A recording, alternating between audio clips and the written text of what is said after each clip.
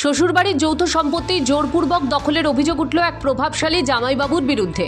ঘটনাকে কেন্দ্র করে এলাকায় ব্যাপক চাঞ্চল্যের সৃষ্টি হয়েছে। অভিযুক্ত উদয়পুরের অমূল্য দাসের ছেলে সুকান্ত দাস।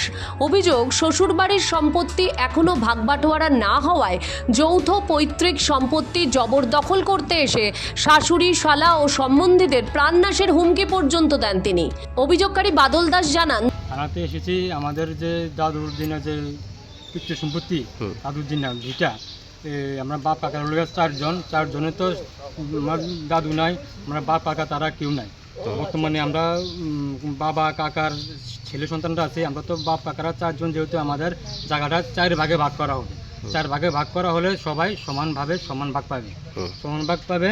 তো আমাদের যে ছোট কাকার এক মেয়ের জামাই কি করছে, এই 2 দিন আগে এসে আমাদের যে সম্পত্তিটা আছে না, দাদুর দিনের সম্পত্তি বা বাবার দিনের সম্পত্তি, এই সম্পত্তিটার মোটামুটি বেশিরভাগ অংশ তাইনে বেড়া দিয়া রাস্তা অবরোধ করে রাখছে। রাস্তার মধ্যে দিয়ে বেড়া দিয়েছে। এতদিন যে পরিমাণে রাস্তা ছিল যে আমরা যাতায়াত করতে পারতাম, এখন একটা অটো নিতে আমাদের বাড়ির থেকে একটা অটো বাইর করতে আমাদের কষ্ট হয়ে যায়। রাস্তাটা এইভাবে অবরোধ করে রাখছে। কাকা নাই, আমাদের কিন্তু কাকা নাই। আর আমি কাকের সঙ্গে যখন কথা বলতে চাই যে কাকি এইগুলো তো আগে ছিল না, আপনার তো এই বাড়িতে নতুন নয় যে আপনি এগুলো কিছু জানেন না।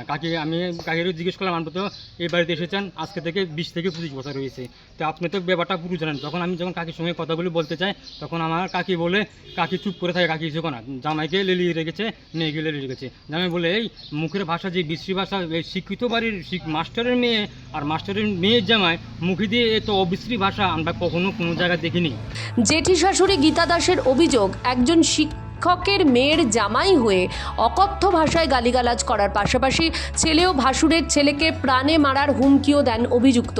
ছোট দেওরের মেয়ে জামাই, হ্যাঁ বাড়ি হয়েছে তোমার এই উদয়পুর খিলপাড়া।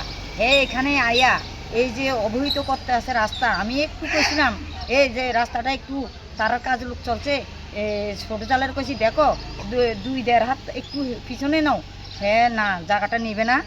হ্যাঁ মেয়ে আসছে, জামাই আসে বলে হবে না, কি হবে, কি করবি, হ্যাঁ তোদের কথা কিচ্ছু হবে না, রাস্তা নাই, যা, এই বলে আমাদেরকে জামাইয়ে উচ্ছৃঙ্খল ভাষা বলেছে।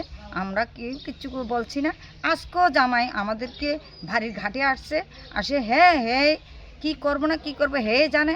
আমরা জামাইয়ে এরপর দিয়ে আমার ছেলে রামকৃষ্ণ দাস তাকে এই হুমকি দিছে, আর আমার ভাসুর ছেলে বাদল দাস তাকেও মেরে ফেলাবে, তারা বাড়িতে কিভাবে থাকে দেখে দেবে। এরপর দিয়ে আমাকে অন্য ধরনের কথাবার্তা, আমি এইগুলি আমার মুখে আসবে না, আমি বলতে পারবে না। এই যে ভাষা বলেছে সেই আমরা আইনতি ব্যবস্থা নিয়েছি। আইনের কাছে আমরা চাই আপনারা বাঁচান আমার ছেলে ভাসুরপুর, আমার ছেলে রামকৃষ্ণ দাস। আমরা আইনের কাছে প্রধান মেম্বার সবাইকে জানাচ্ছি, জানিয়ে পরে আইনের কাছে আমরা আশ্রয় নিছি। আইনে বলেছে বর্তমানে পরিবারের সদস্যরা আতঙ্কের মধ্যে দিন কাটাচ্ছেন, এমনকি গাড়ি নিয়েও বাড়িতে ঢুকতে পারছেন না বলে দাবি পরিবারের। এখন প্রশ্ন হলো, একজন জামাই হয়ে শ্বশুরবাড়ির যৌথ সম্পত্তিতে এত দাপট দেখানোর সাহস কোথা থেকে পাচ্ছেন সুকান্ত? এমনকি জামাইয়ের এহেন আচরণে নিন্দা জানিয়েছেন এলাকার মানুষও। ঘটনার সুষ্ঠু তদন্ত ও নিরাপত্তার দাবিতে সোনামুড়া থানায় লিখিত অভিযোগ দায়ের করেছেন পরিবারের সদস্যরা। এখন দেখার বিষয় প্রশাসন কত দ্রুত এই সমস্যার সমাধান করতে পারে। ত্রিপুরা থেকে দেবাশিস বোসের রিপোর্ট, সিএন ত্রিপুরা।